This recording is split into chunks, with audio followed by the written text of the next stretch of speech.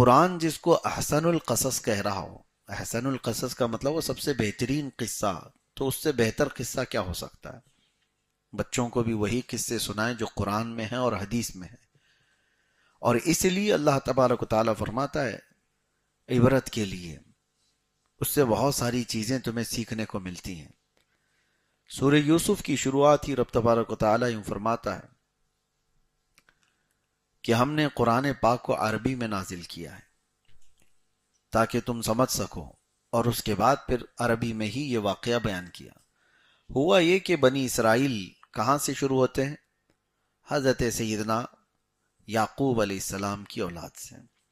یعقوب علیہ السلام حضرت اسحاق علیہ السلام کے بیٹے تھے، اور اسحاق علیہ السلام حضرت ابراہیم علیہ السلام کے بیٹے تھے۔ تو یعقوب علیہ السلام کا ایک نام اسرائیل بھی ہے، یعقوب علیہ السلام کا ایک نام اسرائیل بھی ہے، اور عربی میں بنو کہتے ہیں یا بنی بیٹوں کو۔ تو بنی اسرائیل کا مطلب ہوا اسرائیل کے بیٹے ہیں۔ یعقوب علیہ السلام کے 12 بیٹے تھے، اس میں 11ویں نمبر پر حضرت یوسف علیہ السلام تھے۔ 10 بڑے بیٹے اور اس میں 11ویں نمبر پر حضرت یوسف علیہ السلام تھے۔ شروع میں یہ 11 ہی تھے، اور سب سے چھوٹے چونکہ حضرت یوسف علیہ السلام تھے، اور پیدائشی حسن و جمال اللہ تعالیٰ نے کمال کا عطا کیا کہ آپ کو جو لوگ دیکھتے تھے وہ پلک جھپکنا بھول جائیں۔ ہر طرح کی خوبصورتی سمیٹ کر جس میں رکھ دی گئی ہو، وہ سیدنا یوسف علیہ السلام کا جمال تھا۔ اور آپ کے والد حضرت یعقوب علیہ السلام چونکہ اللہ کے نبی بھی تھے، اور ان کے باپ بھی نبی، ان کے دادا بھی نبی، نبیوں کا گھرانہ ہے، تو یوسف علیہ السلام کو وہ اپنے قریب زیادہ رکھتے تھے۔ حضرت یعقوب علیہ السلام کی یہ محبت اتنی غالب تھی کہ دوسرے بھائیوں کے دلوں میں حسد پیدا ہو گیا، شیطان نے حسد ڈالا۔ قرآن پاک میں اللہ تعالیٰ نے اس کا ذکر یوں فرمایا ہے، تو وہ صرف اور صرف اس بات سے حسد کرتے تھے کہ ہمارے باپ سب سے چھوٹے والے یوسف کو زیادہ چاہتے ہیں، ہم لوگوں کو اتنا خیال نہیں کرتے۔ اور یعقوب علیہ السلام اس وقت بنی اسرائیل کے یعنی تمام یہ جو بیٹے ہیں ان کے باپ بھی، اور اس زمانے کے بڑے رسول اور نبی یعقوب علیہ السلام، اور جتنی قوم تھی اس وقت وہ سب حضرت یعقوب علیہ السلام کی پیروکار تھی، آپ کا بڑا مقام تھا۔ تو ایک مرتبہ ایسا ہوا کہ حضرت یوسف علیہ السلام نے خواب دیکھا۔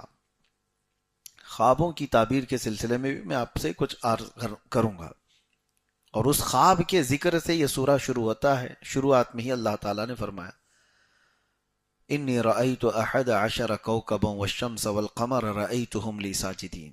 حضرت یوسف علیہ السلام نے کہا اذ قال یوسف لأبیہ یا ابتی، یاد کرو جب یوسف نے اپنے والد سے کہا کہ میرے ابا، میں نے خواب میں یہ دیکھا ہے کہ 11 ستارے، انی 11 کوکبا، 11 ستارے، چاند اور سورج، والشمس والقمر، مجھے سجدہ کر رہے ہیں۔ 11 تارے، ایک چاند اور ایک سورج مجھے سجدہ کر رہے ہیں۔ تو یہ خواب حضرت یوسف علیہ السلام نے دیکھا اور اپنے والد سے کہا، تو حضرت یعقوب علیہ السلام نے ان سے کہا یا بنی لا تقصص رؤیاک علی اخوتک، اے میرے بیٹے یہ خواب جو ہے نا اپنے بھائیوں کو بتانا مت، فَيَكِيدُوا لَكَ كَيْدًا، وہ کچھ نہ کچھ تیرے ساتھ دشمنی کر جائیں گے، کوئی ہیلا کر جائیں گے، کچھ نہ کچھ نقصان پہنچائیں گے۔ اور پھر ان الشیطان للانسان عدو مبین، بے شک شیطان انسان کا کھلا ہوا دشمن ہے، کچھ نہ کچھ بھائیوں میں وہ کرے گا۔ تو خواب بتانے سے تو منع کیا، بھائیوں کو مت بتانا۔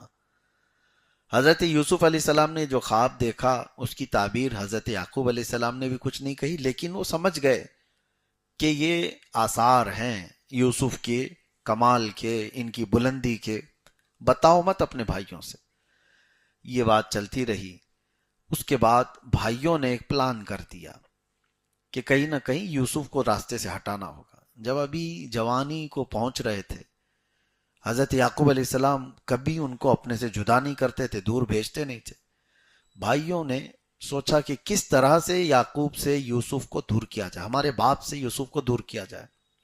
شیطان ان کے بیچ میں آیا اور میٹنگ کیا۔ شیطان کسی بھی شکل میں آ سکتا ہے، من الجنتی والناس، جنات میں سے بھی ہے، انسانوں میں سے بھی ہے۔ لوگوں کے تصور میں ایسا بیٹھا ہوگا کہ وہ بڑی سینگ والا ہوگا، کالے چہرے والا ہوگا، ڈراؤنی شکل کا ہوگا، ضروری نہیں، بہت خوبصورت بھی آ سکتا ہے۔ ہاں، وہ کسی انسان اور تمہارے دوست کی شکل میں ہوگا، تمہارے بھائیوں کی شکل میں آئے گا، ضروری نہیں ہے وہ سینگ والا ہی آئے گا۔ تو شیطان ان کے بیچ میں آیا اور آ کر کے انہیں مشورہ دیا کہ ایک کام کرو، یوسف کو اپنے باپ سے لے کر کے کہیں جنگل میں گھومنے کے لیے لے جاؤ اور وہاں ذبح کر کے ختم کر دو، ختم کر دو۔ یوسف جیسے ہی ختم ہو جائیں گے تو تمہارے باپ کے پاس کوئی اور نہیں رہے گا، وہ تم سے ہی محبت کریں گے۔ تو بھائیوں نے کہا کہ پھر یہ کون یوسف کو اپنے باپ سے لے جائے گا، کیسے اجازت لی جائے گی؟ تو بہرحال سب نے میٹنگ کر کے اپنے والد حضرت یعقوب علیہ السلام کے پاس آ کر سب نے کہا کہ ابا جان، ہم گھومنے کے لیے جا رہے ہیں، سیر کرنے کے لیے جا رہے ہیں، شکار کریں گے، تو ہم سب تو جا رہے ہیں، ہمیں اپنی اجازت دی، یوسف کو بھی ساتھ بھیج دیجیے۔ انہوں نے کہا نہیں، انی لیحزننی ان تذهبوا به واخاف ان یاکلہ الذئب، مجھے اس بات کا اندیشہ ہے کہ تم اس کو لے جاؤ گے اور کہیں کوئی بھیڑیا اس کو کھا نہ جائے، میرا عزیز بچہ ہے، اور تم جو ہے غافل ہو جاؤ گے۔ وانتم عنہ غافلون، تم اس سے بے خبر کہیں ہو گئے، اپنے کاموں میں مصروف ہو گئے تو یوسف کو کوئی حملہ نہ کر دے جنگلی جانور۔ تو آپ نے منع کیا تو سب رونے دھونے لگ گئے۔ قالوا لئن اکلہ الذئب ونحن عصبۃ انا اذا لخاسرون، ابا جان ہم تو اس کے سگے بھائی ہیں، اگر ہماری موجودگی میں کوئی بھیڑیا یا کوئی جانور کھا لے جائے تو پھر ہمارا کیا مطلب رہ گیا، ہم تو بڑے گھاٹے والے لوگ ہوں گے۔ اس طرح کی بڑی بڑی باتیں کی تو حضرت یعقوب علیہ السلام نے بھیج دیا، یوسف علیہ السلام کو ساتھ بھیج دیا۔ فلما ذهبوا به واجمعوا ان يجعلوه في غيابة الجب، قرآن میں اللہ فرماتا ہے اب وہ سب لے کر کے حضرت یوسف علیہ السلام کو جنگل میں آئے، پلان تو پہلے سے تھا ان کا، لیکن ذبح کرنے کی بجائے ان میں سے ان لوگوں نے یہ سوچا کہ ذبح کر دینا، کاٹ دینا یہ اچھا کام نہیں ہوگا، ایک کام کرتے ہیں کہ ویران کنواں ہے اس جنگل میں، وہاں پر ڈھکیل دیں گے، یوسف کو اس کنویں میں ڈال دیں گے، ہم خون نہیں کریں گے۔ اور یوسف علیہ السلام کو وہ لوگ لے کر کے آئے اور ایک ویران کنویں میں انہوں نے دھکیل دیا، اور یوسف علیہ السلام کی جگہ پر ایک بھیڑیا پکڑ لیا اور اس کو ذبح کیا، اس کو ذبح کر کے اس کا خون یوسف علیہ السلام کے جبے کو، ان کے کپڑوں کو لگایا اور ان کے کپڑے اتار لیے تھے، اور رکھ کر کے وہ واپس آئے یہی بتانے کے لیے کہ آپ کا اندیشہ سچ ثابت ہو گیا، آپ نے سوچا تھا کہ کوئی بھیڑیا حملہ کر دے گا اور سچ ویسی ہو گیا۔ وَجَاءُوا أَبَاهُمْ عِشَاءً يَبْكُونَ، رات کو وہ لوگ روتے ہوئے لوٹے۔ قالوا یا ابانا انا ذهبنا نستبق وترکنا یوسف عند متاعنا، اے ہمارے باپ، ہم گئے کھیل رہے تھے، سامانوں کے پاس یوسف کو بٹھائے تھے، فَأَكَلَهُ الذِّئْبُ، بھیڑیا آیا اور کھا لیا۔ اور کیا کر سکتے ہم لوگ، رونا دھونا سب شروع کیا، وہ کپڑا دکھائے، دیکھو خون میں لت پت کپڑا ہے، کیا کیا جائے۔ حضرت یوسف علیہ السلام کے کنویں میں ویران ڈال کر کے انہوں نے یہ ہیلا کیا اور اپنے باپ کو آ کر بتا دیا، اور وہ اتنا زہریلا کنواں تھا، اس میں سانپ اور بچھو موجود تھے، کسی انسان کا اس میں بچ کر کے نکلنا آسان نہیں تھا۔ انہیں پتا تھا کہ ہم نے کنویں میں ڈالا ہے یعنی تقریباً موت کے منہ میں ڈال دیا، اور یہ واپس آئے۔ یعقوب علیہ السلام نے ان کو ہمیشہ کے لیے اپنے سے دور کر دیا، کہا کہ مجھے اندیشہ اسی بات کا تھا کہ تم کچھ ہیلا کرو گے اور میرے بیٹے کو مجھ سے دور کرو گے، اور تم لوگوں نے وہی کیا۔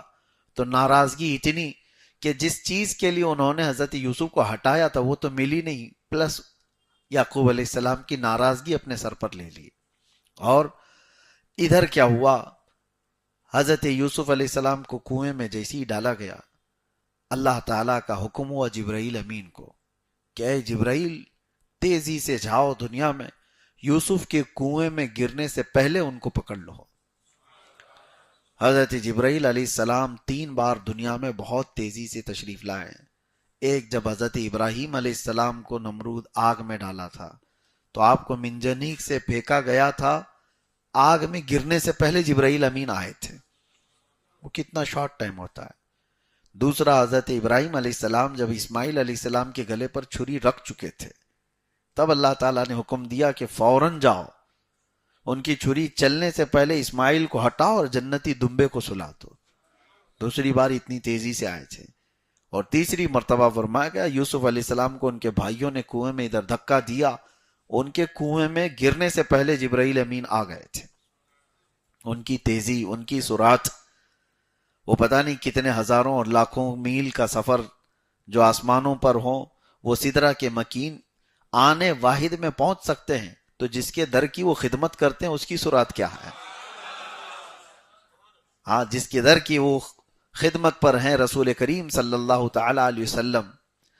बहरहाल यूसुफ अलैहिस्सलाम को कुएं में उन्होंने उठा लिया और एक जगह बिठा दिया और मूजी जानवरों को हुक्म हो गया कि ये अल्लाह के नबी हैं, तुम्हारी गिजा नहीं है। यूसुफ अलैहिस्सलाम को कोई टच भी ना करे, यहां इनकी हिफाजत पर लग जाओ। जो ईजा देने वाले जहरीले कीड़े मकोड़े या जानवर थे अंदर कुएं में, वो सब हजरत यूसुफ अलैहिस्सलाम की हिफाजत पे लग गए। अल्लाह जिसको जहां चाहे महफूज रखे और जैसे जिसको चाहे हिफाजत पर भी मामूर करे। वो सांपों को भी अल्लाह ताला हिफाजत पे लगा देता है अल्लाह वालों के लिए। हाँ, ये बात बाईद नहीं है, कभी सांपों को और बिच्छुओं को भी अल्लाह ताला हिफाजत पर लगा देता है। हाँ, ये दस्तूर है रब तबारक ताला। इसलिए अगर कोई ये कहता है कि रसूलुल्लाह सल्लल्लाहु ताला अलैहि वसल्लम के रोज़े अक़दस की हिफाजत के लिए जो लोग खड़े हुए हैं, क्या वो लोग आशिक रसूल नहीं है? जरूरी नहीं है। सांपों से भी अल्लाह नबियों की हिफाजत करता है, जरूरी नहीं है। हाँ, अब हुआ ये कि हजरत यूसुफ अलैहिस्सलाम उस कुएं में रहे और उसी वक्त आपको ताज नबूवत अता किया है। छोटी उम्र में, बचपन में जिन नबियों को नबूवत दी गई है वो 3 नबी है। एक हजरत ईसा अलैहिस्सलाम, पैदा होते ही आपको नबी बना दिया गया, और एक हजरत यहया अलैहिस्सलाम, उनको भी पैदाइशी नबी बनाया गया, और तीसरे हजरत यूसुफ अलैहिस्सलाम है, बहुत छोटी उम्र में थे, कुएं में थे, उस वक्त आपको नबूवत दी गई। ये नबूवत अता करने की बात है। वैसे देखा जाए तो रसूलुल्लाह सल्लल्लाहु ताला अलैहि वसल्लम की नबूवत, मेरे आका फरमाते हैं कुन्तु नबिय्यन व आदम बैनल माई व तीन, मुझे तो उस वक्त नबी बनाया गया जब आदम को अभी मिट्टी और पानी से गूंदा जा रहा था। आदम अलैहिस्सलाम को पैदा भी नहीं किया गया था, उससे पहले अल्लाह नबी पाक सल्लल्लाहु ताला अलैहि वसल्लम नबी बनाए गए थे। बहरहाल यूसुफ अलैहिस्सलाम वहां पर ताजे नबूवत से सरफराज किए गए। इत्तेफाक ऐसा है कि वहां से एक काफिला गुजर रहा था जो मिस्र की तरफ जा रहा था, और उस काफिले ने वहां पड़ाव किया, कुआं देखा, पानी होगा, तो काफिला वहां पर रुका, उन्होंने डोल डाला, और जैसे ही डोल डाला तो यूसुफ अलैहिस्सलाम उस डोल को पकड़ करके ऊपर तशरीफ लाए। तो उन्होंने देखा, या बुशरा हादा गुलाम, ये कैसा खूबसूरत नौजवान है, देखते ही लोगों की आंखें चंदिया जाए। और वो जिन्होंने डोल डाला था यूसुफ अलैहिस्सलाम को लेकर के, वो अमीर काफिला के पास लाए, कहा कि देखो इतना हसीन और इतना खूबसूरत नौजवान कुएं से निकल करके आए। और काफिले वालों ने देखा सही सलामत अच्छे हैं, तो काफिले में अपने साथ ले लिया। लेकिन वो जिस रास्ते से गुजरते थे तो लोग देखने के लिए जमा हो जाते थे। आपकी चमक इतनी थी, आपकी खूबसूरती ऐसी थी कि रात की तारीकी में भी जाएं तो उजाला नजर आए आपके चेहरे पाक पर, तो लोग देखने लग जाते थे। अमीर काफिला ने सोचा कि फ्री में क्यों दिखाएं, मुफ्त में क्यों दिखाएं, तो बाजार मिस्र पहुंचकर यूसुफ अलैहिस्सलाम को देखने के लिए एक एक अशरफी कीमत लगाई गई। एक एक सोने का सिक्का दो और देखो। ये खबर फैल गई कि दुनिया का एक हसीन तरीन नौजवान लाया गया है, जिसे देखने के लिए सब लोग जमा होने लगे। एक एक सिक्का देते और देखते। شام تک یہ قیمت بڑھ کر کے 10 سکوں پر آ گئی. 10 سونے کے سکے دو اور یوسف کو دیکھ کر جاؤ. پھر دوسرے دن 100 سکے دینے پڑے. ان کی تجارت تو چل ہی رہی تھی، دیکھنے والوں کی کمی ہی نہیں تھی. کون لوگ تھے جو اس طرح سے خرچ کر کے دیکھتے تھے؟ یہ اللہ کا نظام ہے، رب تبارک و تعالیٰ کا نظام ہے. اسی اسنا میں امیر قافلہ نے یہ سوچا یہ دیکھنے والا سسٹم اب ختم کر کے بیچنے والا شروع کرتے. بولی لگائیں گے، جو چاہے ان کو خرید لو. بہت حسین و جمیل خوبصورت نوجوان ہے. اس وقت جو عزیز مصر کہلاتے ہیں، یعنی مصر کا جو بادشاہ ہوگا اس کو عزیز مصر وہاں پر اس زمانے میں. تو عزیز مصر جو ہے اس کی بیوی تھی زلیخا. زلیخا نے بہت ساری روایات ہیں اس میں، حضرت یوسف علیہ السلام کے حسن کو خواب میں دیکھا تھا، اور وہ حقیقت میں جس وقت دیکھی وہ دل دے بیٹھی. اور ان کو یہ تھا کہ زلیخا کو کہ کسی نہ کسی صورت میں یوسف کو خریدا جائے. بڑے بڑے لوگ بولی لگاتے رہے، اور کئی لوگ اپنے سونے کے سکے چاندی کے سکے بھر بھر کر لائے. بولی لگتی گئی. اب چونکہ عزیز مصر بادشاہ مصر کی بات تھی تو تقریباً سلطنت کا ایک بڑا حصہ دے کر کے حضرت یوسف علیہ السلام کو خرید لیا گیا. اور زلیخا لے کر کے آئی اپنے محل میں اپنے شوہر سے کہہ کر کے. تو اور اس کے بعد ہر گھڑی یوسف علیہ السلام کے ارد گرد ان کی خاطرداری کرنا.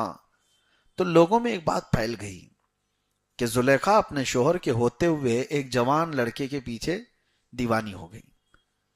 انا لنراہا فی ضلال مبین.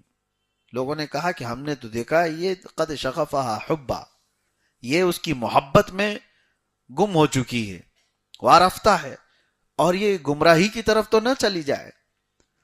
تو زلیخا کو جب یہ تانے سننے کو ملے کہ سب عورتیں کہہ رہی ہیں شہر میں یوسف کے پیچھے دیوانی ہو گئی ہوں، تو انہوں نے دیکھا تھوڑی نہ تھا یوسف کو.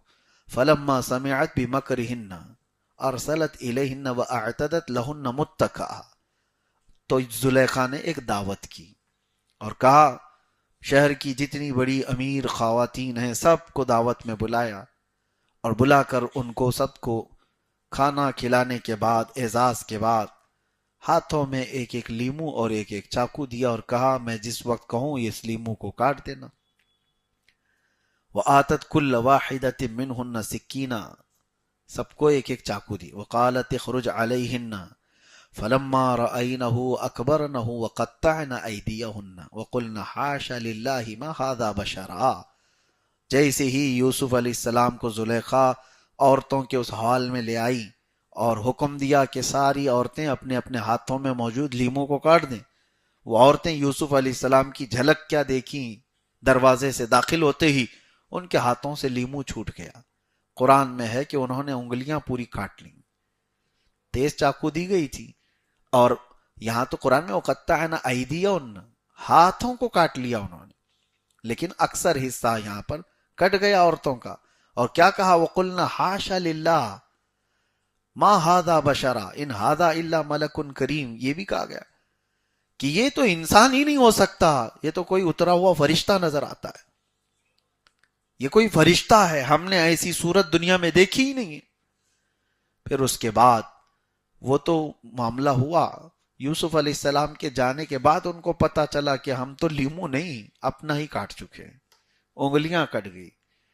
میرے عزیزو یہ عام بات نہیں ہے، سننا آسان لگ رہا ہوگا. عورت ذات انگلی کاٹ لے، ہوگا نہیں. کاکروچ سے ڈرنے والی، چھپکلی سے اچھل کود کرنے والی، اور اس کو تھوڑا سا ٹچ کیا ہو جائے وہ کتنے دن ہا ہو کرتی رہے. اور ایسی عورت ذات اگر انگلیاں کاٹ لے یا اس کی کٹ گئی ہوں اس کو درد نہیں ہوگا. انسان کی ایک کیفیت ہوتی ہے، انسان کی ایک کیفیت، اس کو کہتے ہیں محویت، غرق ہو جانا. محویت کیا ہے؟ یہ انسان کے ذہن و دماغ پر کسی ایسی چیز کا غلبہ جس میں وہ ڈوب گیا ہو. تو جب وہ اپنے آپ میں نہیں ہوتا ہے تو اسے کسی درد کا احساس ہی نہیں ہوتا، کسی درد کا احساس نہیں ہوتا. اور یہ محویت کسی بھی حال میں آ سکتی ہے. اب وہاں پر وہ جمال یوسف کو دیکھ کر کے وہ مہ ہو گئی تھی. اسی طرح کی بات حضرت مولا علی کرم اللہ وجہہ الکریم، آپ کی پنڈلی میں ایک تیر چبھ گیا تھا اور اس کو نکال نہیں پا رہے تھے. پنڈلی میں گوشت میں پھنسا ہوا. تیر کیسے ہوتے تھے جانتے ہیں؟ سامنے سے جو نوکیلے ہوتے تھے اور اس کے بعد پھر ان کے پیچھے اس طرح کے دانت لگے ہوتے. اگر گھس گیا تیر، واپس کھینچا جائے تو گوشت کے ساتھ باہر آئے گا. تیروں کی شکل اس طرح بنائی جاتی تھی. تو ان کی پنڈلی میں گھسا ہوا ہے، تو وہ اتنی شدت کا درد تھا کہ اس کو کوئی نکال نہیں سک رہا تھا. تو پھر مشورہ یہ ہوا کہ حضرت مولا علی کرم اللہ وجہہ الکریم جب نماز میں مصروف ہو جائیں تب نکالا جائے. تو آپ نماز پڑھنے لگے، تو اس حالت میں جب وہ قرات میں مصروف ہوتے تھے تو لوگوں نے پیچھے سے تیر کھینچ کر نکالا. حقیقت میں اس کے ساتھ گوشت لگ کر باہر آیا. نہ آپ کی نماز ٹوٹی، نہ قرات کم ہوئی، کچھ نہیں. اور سلام پھیرنے کے بعد آپ پاؤں پر ہاتھ رکھ کر پوچھتے ہیں یہ تیر کب نکالا گیا؟ یہ محویت ہوتی ہے. جب اللہ کی یاد میں محبت میں غرق ہو جائے بندہ، محبت مصطفیٰ صلی اللہ تعالی علیہ وسلم میں یہ کیفیت آ سکتی ہے. تو وہاں جو عورتوں کو یہ کیفیت آئی تھی، اور قرآن میں ہے کہ ان کی انگلیاں جو کٹ گئیں، تو وہ جان بوجھ کر کے تو نہیں کاٹیں، بلکہ وہ کچھ اور دیکھ رہی تھی اور ہاتھ سے کٹ گئی. ایسا ہو سکتا ہے آپ کچھ اور دیکھ رہے ہو اور کر کچھ رہے ہو، تو ایسی حالت میں بھی درد کا احساس کم ہوتا ہے. اور یہ محویت آج کے بچوں میں تو گیم میں ہے. ہاں، ان کو دو چار پیچھے سے تھپڑ مار کے بھی چلے جاؤ، ان کو پتہ بھی نہیں ہوگا کس نے مارا، پتہ بھی نہیں ہوگا، کیونکہ محویت ہے ان کی، وہ غرق ہیں کسی اور چیز میں. اور اس حالت میں وہ جب وہ ڈوبے ہوئے ہوں گیم کھیلنے میں، وہ ان کے سامنے کوئی بھی چیز لے جا کر کے رکھ دو، سب کھا لیں گے. وہ کوئی بھی چیز رکھو، وہ تو ایسا نہیں ہے کہ چاکلیٹ یا چپس رکھو، وہاں گوبر بھی رکھو تو ہاتھ جائے گا اور کھا لیں گے. محویت ہے، اسے احساس بھی نہیں ہوگا. تو انسان کی ایک کیفیت ایسی آتی ہے جو مہ ہو جاتا ہے آدمی. اللہ تعالیٰ ان بری محویت سے ہماری حفاظت فرمائے اور حب مصطفیٰ میں مہ عطا فرمائے. اعلیٰ حضرت نے کیا دعا کیا ہے مدینے جانے کے بعد؟ اعلیٰ حضرت فرماتے ہیں ایسا گما دے ان کی ولا میں خدا ہمیں، ایسا گما دے ان کی ولا میں خدا ہمیں. ولا کہتے ہیں محبت میں. اے اللہ ان کی محبت میں ایسا ہم کو گم کر دے، ڈھونڈا کریں پر اپنی خبر کو خبر نہ ہو. ڈھونڈا کریں پر اپنی خبر کو خبر نہ ہو. یہ غالب نے جو کہا تھا، اعلیٰ حضرت نے اس کے جواب میں کہا ہے کوئی امید بر نہیں آتی، کوئی صورت نظر نہیں آتی، ہم وہاں ہیں جہاں سے ہم کو خود ہماری خبر نہیں آتی. یہ غالب نے کہا تھا ہم وہاں ہیں جہاں سے ہم کو خود ہماری خبر نہیں آتی، لیکن یہ دنیاوی محبت میں غالب نے کہا تھا. اور اعلیٰ حضرت نے کہا ایسا گما دے ان کی ولا میں خدا ہمیں، ڈھونڈا کریں پر اپنی خبر کو خبر نہ ہو. بہرحال حب مصطفیٰ صلی اللہ تعالی علیہ وسلم میں اللہ محویت عطا فرمائے. یہ یوسف و زلیخا کا واقعہ. ہاں، اسی بات میں یہ بھی کہا گیا، امام اعظم ابو حنیفہ رحمۃ اللہ تعالی علیہ سے منسوب، کہ آپ سے سوال ہوا تھا کہ ایک بدبخت اور ایک مومن کی روح نکالنے کا انداز الگ الگ ہوتا ہے. تو آپ نے اس سے یہی کہا تھا یہ واقعہ پڑھو سمجھ میں آئے گا. تو اس نے پڑھا، اسے سمجھ میں نہیں آیا. تو آپ نے پوچھا عورتوں کی انگلیاں کٹ گئی، ان کو پتہ چلا؟ اس شخص نے کہا نہیں. کہا کیوں؟ کیونکہ جمال یوسف دیکھ رہی تھی، جمال یوسف دیکھ رہی تھی، انگلیاں کٹ گئی، ان کو پتہ نہیں چلا. امام اعظم فرماتے ہیں یہی مومن صالح کے ساتھ ہوگا، روح نکلنے کے وقت وہ جمال مصطفیٰ دیکھ رہا ہوگا. تو جمال یوسف دیکھتے ہوئے کٹنے والی انگلیوں کا درد نہیں ہوتا، تو جمال محمد دیکھنے کے وقت روح نکلنے کا بھی درد نہیں ہوتا، صلی اللہ علیہ وآلہ وسلم. اللہ تبارک و تعالی ہماری موت کے وقت، سرانے کے وقت وہ جمال جہاں آرا نصیب فرمائے. بس یہی زندگی کا مقصد بھی رکھو میرے عزیزو، کہ آخری وقت جب آنکھیں بند ہونے کو آئیں، دنیا بہت دیکھی، بس وہ چہرے جمال جہاں آرا ہمارے سرہانے کے پاس ہو، تاکہ دنیا سے جانے کا درد ہلکا ہو جائے. تو زلیخا کے ساتھ جو یہ معاملہ ہوا، یہ چیز جب پتہ چلی، شہر کی عورتوں کے ساتھ انہوں نے یہ معاملہ کیا. پھر ہوا یہ کہ یوسف علیہ السلام کے ساتھ انہوں نے ایک معاملہ کر دیا. کیا کیا؟ وہ کمرے میں بند تھے، سارے دروازے زلیخا نے بند کر دیے اور یوسف کو اپنی طرف بلایا کہ تم آ جاؤ اور ہم تنہا ہیں. قرآن میں ہے وَلَقَدْ هَمَّتْ بِهِ وَهَمَّ بِهَا لَوْلَا أَن رَأَىٰ بُرْهَانَ رَبِّهِ. یعنی زلیخا نے ارادہ کیا اور یوسف بھی ارادہ کر لیتے اگر اللہ کی برہان ان کے ساتھ نہ ہوتی، اگر اللہ کی مدد ان کے ساتھ نہ ہوتی، اللہ کا فضل نہ ہوتا. نبی ہیں، رب تعالیٰ فرماتا ہے لولا ان رأى برہان ربی. اور اس کے بعد زلیخا نے جو ارادہ کیا اس سے حضرت یوسف علیہ السلام نے اپنے دامن کو بچا لیا اور کہا نبیوں کے خاندان سے ہیں، باپ نبی، دادا نبی، پردادا نبی یوسف علیہ السلام کے. آپ کا مزاج یہ بتایا نبیوں کے دامن میں پیوند تو ہو سکتا ہے، گناہ کا دھبا نہیں ہو سکتا. نبی گناہ کا سوچ بھی نہیں سکتے. یوسف علیہ السلام اپنا دامن بچا کر اس کمرے سے باہر بھاگنے لگے تو زلیخا نے پیچھے سے دامن پکڑ کر کھینچا. دامن پکڑ کر کھینچا تو دامن ان کا پھٹ بھی گیا. پھر بھی یوسف علیہ السلام کسی نہ کسی طرح دروازے سے نکل کر بھاگے، لیکن الزام پھر یوسف علیہ السلام پر ہی آیا. زلیخا نے الزام لگایا کہ میں اکیلی تھی تو تنہا پا کر کے یوسف نے میرے ساتھ برائی کا ارادہ کیا. یوسف علیہ السلام اس وقت کیا جواب دیتے؟ آپ نے اس وقت کہا قال ہی راودتنی عن نفسی وشہد شاہد من اہلہا. اب پھر یہاں سے ایک قانون بتایا گیا ان کان قمیصہ قد من قبل فصدقت وہو من الکاذبین وان کان قمیصہ قد من دبر فکذبت وہو من الصادقین. دیکھو یوسف کا جبہ سامنے سے اگر پھٹا ہے تو پھر یہ زلیخا سچ بول رہی ہے، یوسف نے کچھ کرنے کی کوشش کی، یوسف غلط ہیں اس میں. اور دیکھو اگر جبہ ان کا پیچھے سے پھٹا ہے تو پھر زلیخا جھوٹ بول رہی ہے اور یوسف سچے ہیں.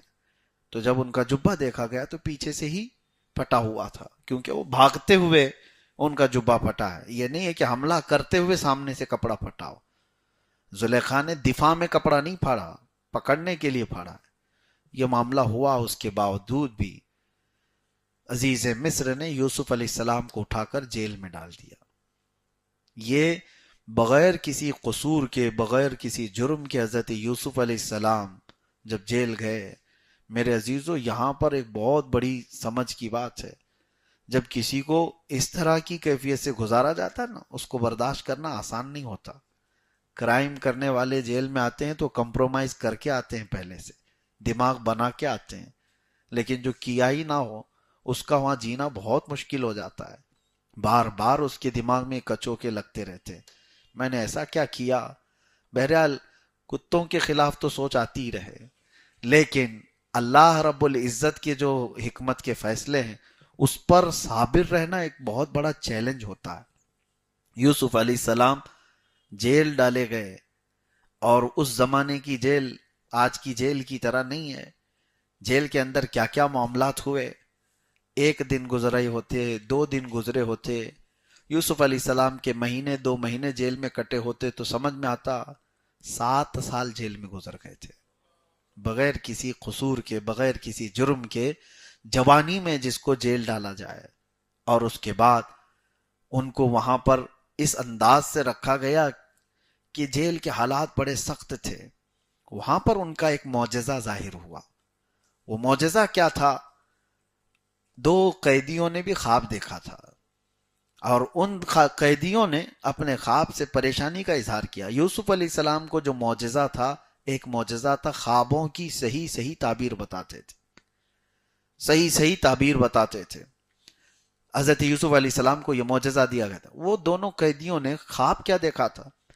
ایک نے دیکھا تھا کہ وہ انگور سے رس نچوڑ رہا ہے، اور ایک نے دیکھا کہ وہ اپنے ٹوکرے پر روٹیاں لے جا رہا ہے اور کوے اس کو کھا رہے ہیں. تأکل الطیر منہ، اس میں سے پرندے کھا رہے ہیں.